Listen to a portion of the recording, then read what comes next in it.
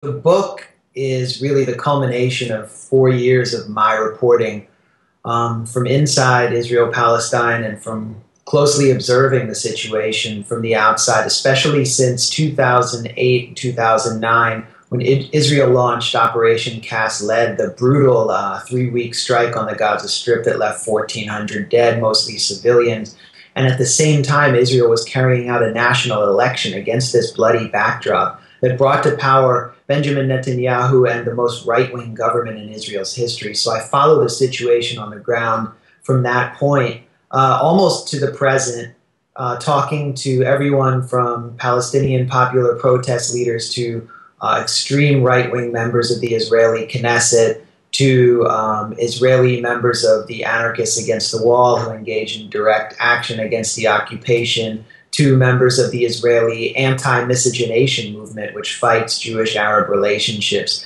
And I show how extremism has completely steamrolled Israeli society and how it's affecting the lives of the people who are living under control, which is absolutely everyone between the river and the sea. From a personal point of view, it really was Operation Cast Lead, just watching the images unfold of, for example, the Samuni family, an entire family that was just shattered and destroyed by a targeted missile strike, a targeted Israeli missile strike in the Gaza Strip, and then were not allowed to be evacuated from their house.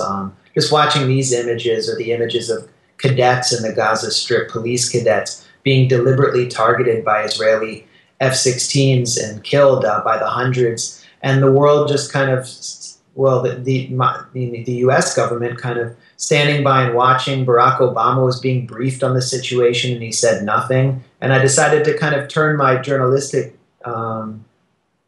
abilities to this situation. That's when I made my first extended reporting trip to Israel Palestine. I financed it with my advance from Republican Gomorrah, my first book. And what I found there was, and what I was most interested in, was how this situation was changing the shape of Israeli society, and the political transition in Israeli society to a permanent far-right consensus. And so right away I started interviewing Knesset members like Alex Miller, who is possibly the youngest member of the Knesset ever. He was a 28-year-old immigrant from Moscow who was Avigdor Lieberman's henchman. And I interviewed him in his office about a bill that he was passing called the Nakba Law, which was going to impose civil penalties on Palestinian citizens of Israel whose families had lived there for hundreds of years, while Miller's family was still in the freezing steppes of Russia, preventing them from observing their own narrative of their dispossession in 1948. This bill has since passed.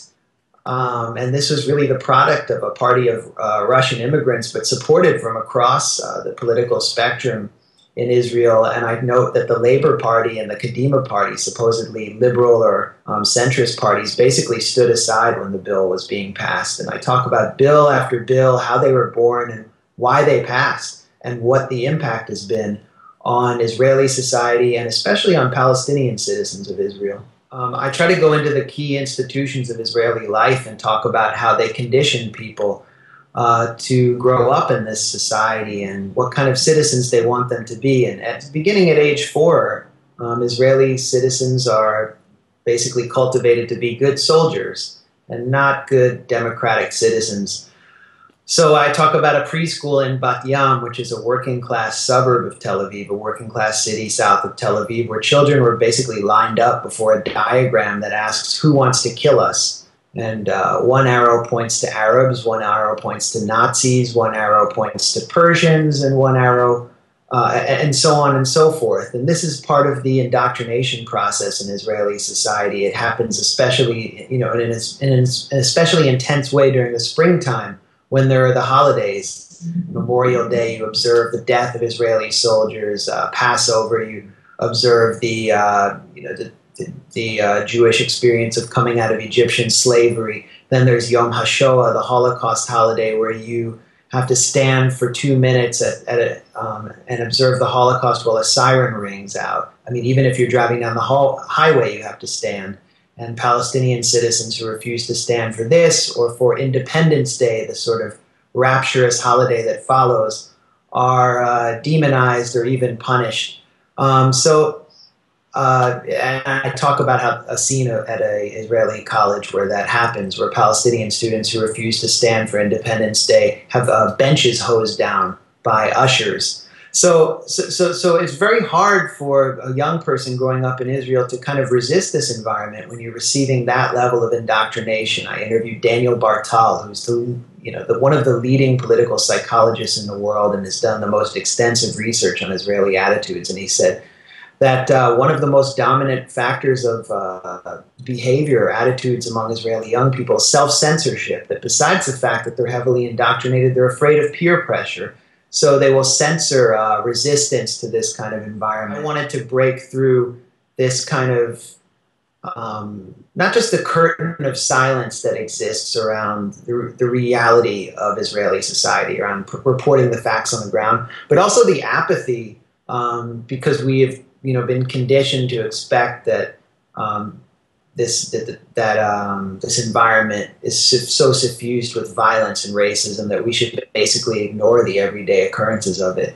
And I went out with a camera with my colleague Joseph Dana on the night before Barack Obama gave his historic speech to the Arab world in Cairo, just to a warren of bars in Jerusalem where a lot of American Jews hang out. There were also a lot of Israelis there, and we basically just asked straightforward questions about what you think about Obama.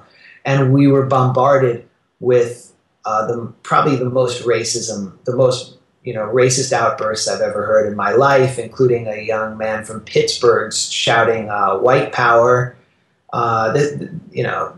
People calling for the assassination of Obama, calling him a terrorist, and this is how they've been sort of conditioned within the pro-Israel community in the U.S. to think about Barack Obama, because they were afraid that he would cede land to the Palestinians, etc. So I released the video. It got 500,000 hits in about a few hours. And then YouTube promptly took it down under some sort of pressure campaign I don't understand. Vimeo banned it. The Huffington Post refused to show it, while they said it wasn't news, but they simultaneously posted something about Denise Richards' boobs that day. I distinctly remember that. And, tell me that, just look at the Huffington Post right now and tell me, that it's all news. There's, of course, some good news there. My younger brother writes for it. And, I'm not knocking them completely, but there was a clear pressure campaign that was making an impact on trying to suppress this video. And I think that pressure campaign is incredibly dangerous when you consider that only a few months or maybe a year after we released that video, Hussam Rouidi, a Palestinian teen who was walking home in Zion Square where we filmed that video, was stabbed to death by two Jewish youths who were wearing Beitar Jerusalem scarves, the logos of the football team in Jerusalem. That's a favorite of the far right in Israel. They stabbed him in his neck. He walked into a restaurant pleading for help. No one helped him, and he bled to death in the street. Soon after that, Jamal Julani, another Palestinian youth, was beaten into critical condition by a gang of over 30 Israeli youth in Zion Square, right where we filmed that video. No one did anything. And the rumor had been that he, started by a 15-year-old Jewish girl, that he had approached her and made sexual advances. Totally false and reminiscent of 1930s Alabama.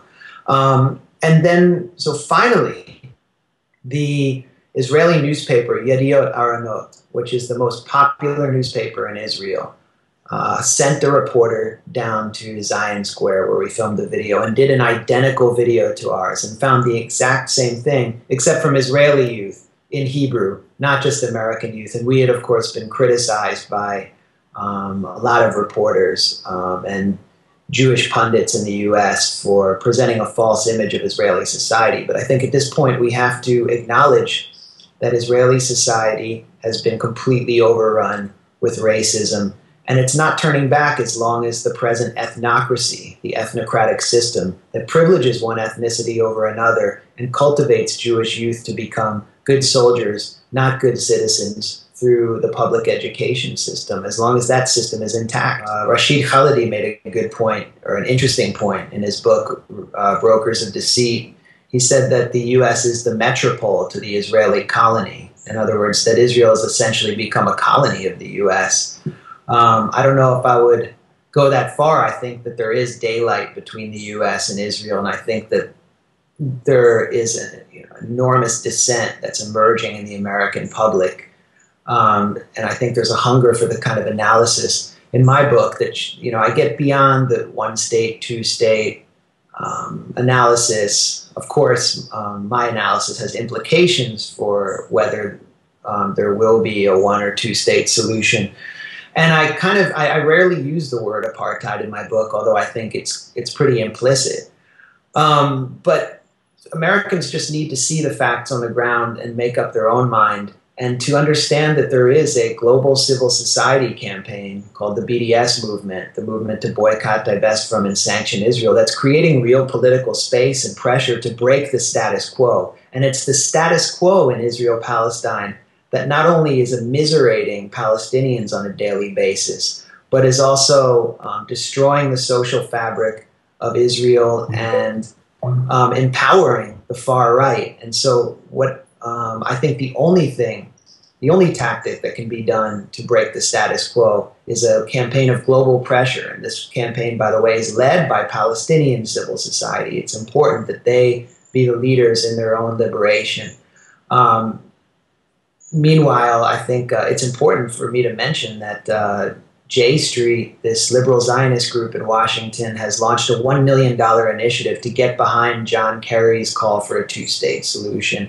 And this is just another recipe for maintaining the status quo, playing into Netanyahu's hands, and refusing to sound the alarm. I think it's important to kind of look outside the American box and actually look behind the curtain, go behind the veil, and see what the facts on the ground really are before we make up our minds. And that's what I tried to do in the book, is present people with what I saw going from city to city, village to village in Israel, Palestine, a land with no defined borders, where people live under a regime of separation according to their ethnicity, and they can make up their minds for themselves.